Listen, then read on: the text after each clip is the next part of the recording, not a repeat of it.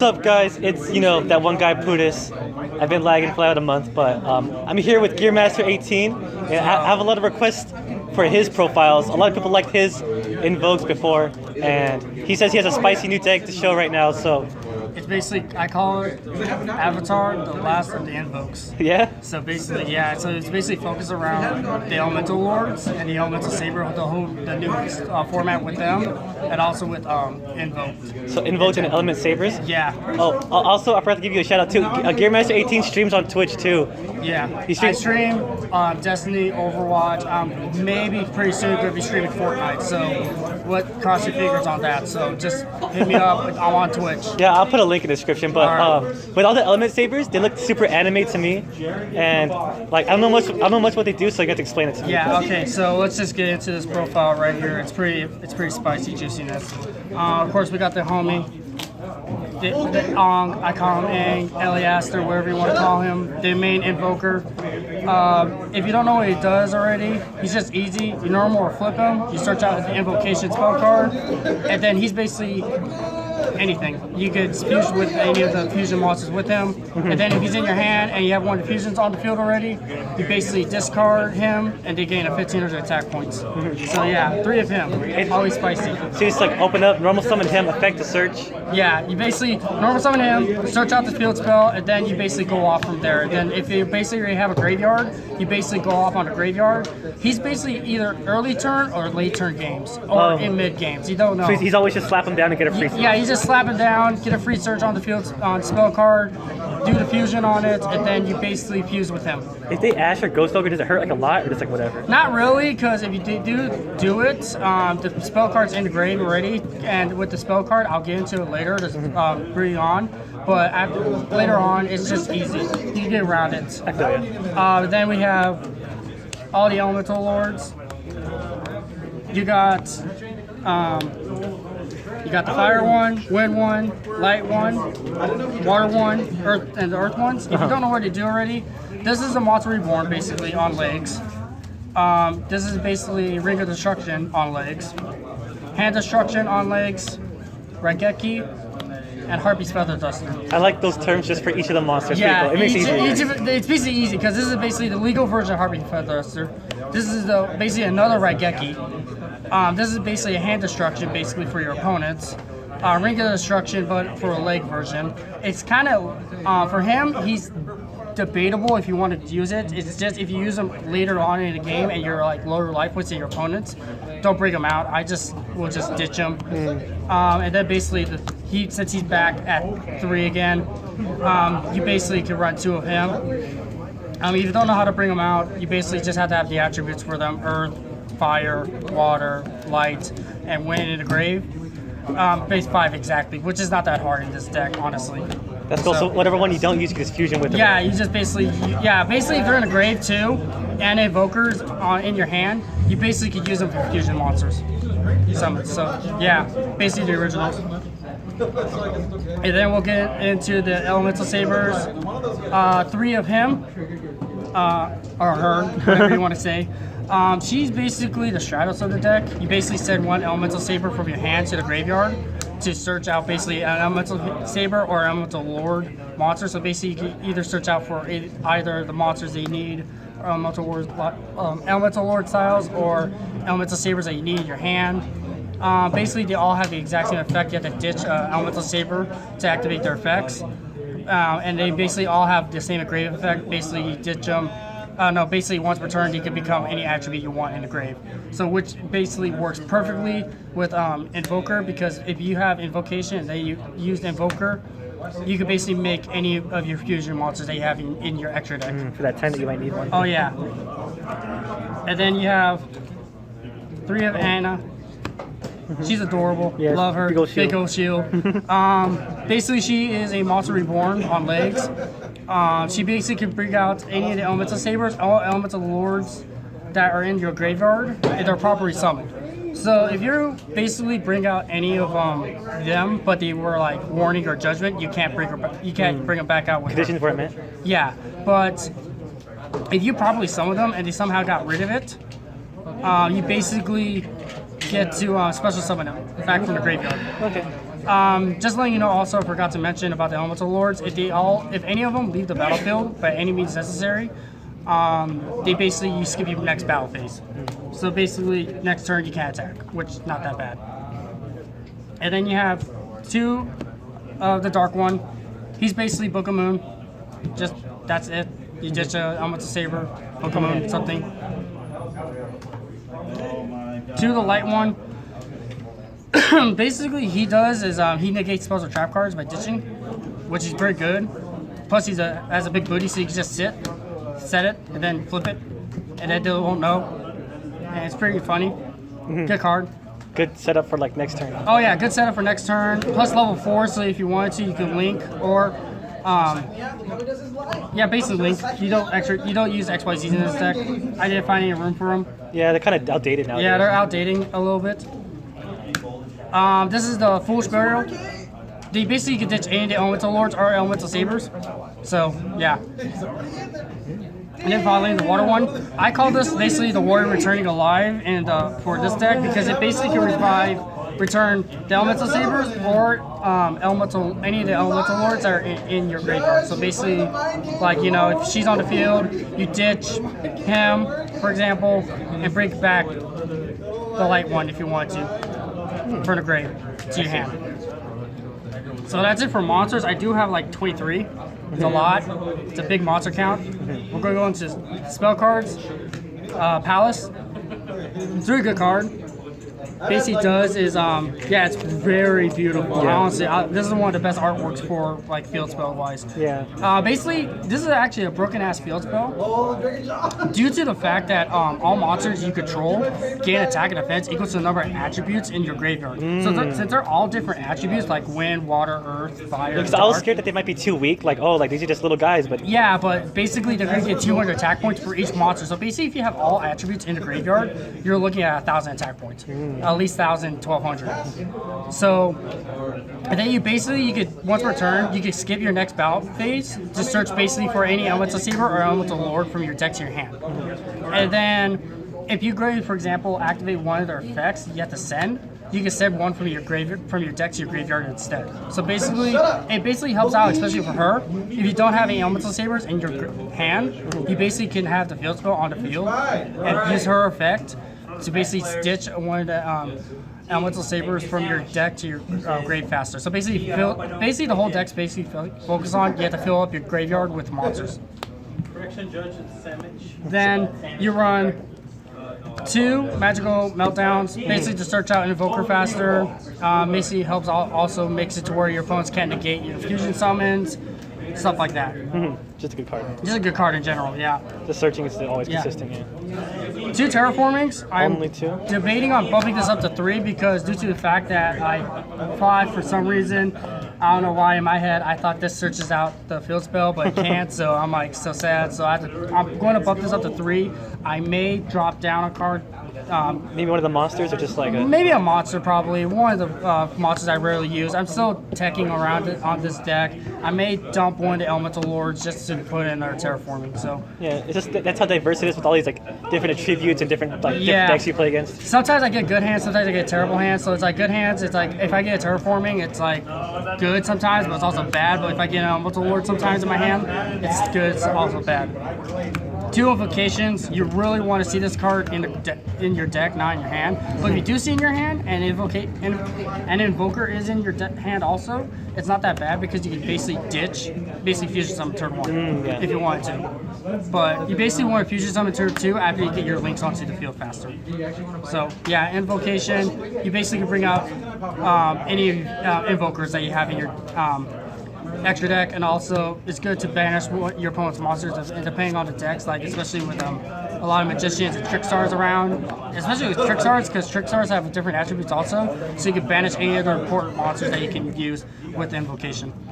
Imagine you have Super Poly with this deck. Oh, Super Poly was broken. I love it. I would love it actually. That's gonna be the next video one day. Like, yeah. Prediction, Super Poly, please. Yeah. Upstart, Rhoda, Raigeki, Monster Reborn. Classic. You need Upstart. You do Rhoda. They're all warriors except Invoker and the Elemental Lords, but it's not that bad. So Yep. Regeki. Always gotta have these. I'm running 2 basically because basically him and the Elemental Lord and Monster Reborn, just in Reset. case. Yeah. It's a reset, yeah. Just in case. Always good cards. So yeah, always good cards. And then for trap cards, run 2 of the Elemental trainings. Well, explain this to me. So basically, this makes it to where your field spell that you have, Palace, can't be destroyed by card effect or be targeted by card effect. Wow. And then basically, you contribute one monster you control. So for example, like Invoker, you contribute like your Invoker off, right? And then you can search out for any Element Saber monster in your deck, any of them. So basically, you can search out the light one, the wind one, and the water one, any of them that you need. And basically, and then you can also send it this face-up card from your hand. No, you can send this face-up card to send your whole hand to the graveyard, especially summon one Elemental Lord from your graveyard. That's basically how many cards you send from your hand. So if you have a big hand and you turn 1, you can have like 7 cards or 8. You could ditch your whole hand if you wanted to basically bring out Elemental Lord. It's pretty not that bad, honestly. Yeah, it's like another option. Yeah, I only use it just so I could get if an Invoker's on the field, and you have this, I contribute off to bring out an Elemental Saber, and then Invocation to get that Elemental Saber, and use it depending on which one you need, and to keep Palace alive. Honestly, I need to keep Palace on the field. Yeah, honestly, this is like. Yeah, this is basically with this, you basically want these two. Like turn 1, you want this set and then this on the field, and then him in your hand at least, or on the field. So you can have like your one Macabre and like even the Elemental Lords be strong enough to like with their little effects thing. Yeah, basically. And then Sander 2, Judgment, Warning, Nice. Yeah. just to stop him off and everything. You want to do side deck or extra deck? Let's do extra deck right now. Extra deck right now? Okay, so Mr. Radiance. Because you have Earths. Yeah, Earths, or you can make any Earth. Basically, yeah, mostly because you want the Earth one on the field, yeah, but you also want to, basically just in case, if you want to you have him. Plus, he's really good because you can return like your Grand Soul that's in your graveyard to your hand because if he leaves the field, and he gives him a good attack boost. 2 of the Noble Knight, they're all warriors basically. They're honestly, So that's just the warrior link. except Invoker. Yeah, they're all warriors. So basically, you could do is you could turn if you can get 2 of them onto the field, you basically link, get it to them, and then basically search out any of the ones you don't have or use their effects on. So basically, like, it's basically a good road in a way. So basically 2 of her are understandable. They're all warriors. Deco Talker, generic. Firewall, generic. And strong. And really strong too. Ooh. Sairija. You can make that? Oh yeah, I can make that honestly. Sounds spicy. Oh, it's so fun. Especially if you can get the Elemental Lords fast enough. You can basically, it's easy to make it in this deck, especially if you can Monster Reborn, then Grand Soul, and then Grand Soul to another monster. So basically, it's not that hard, honestly. Especially if you like link up on each other, like link up. But you rarely get into this guy. You mostly get into are going to be him or Deco Tucker.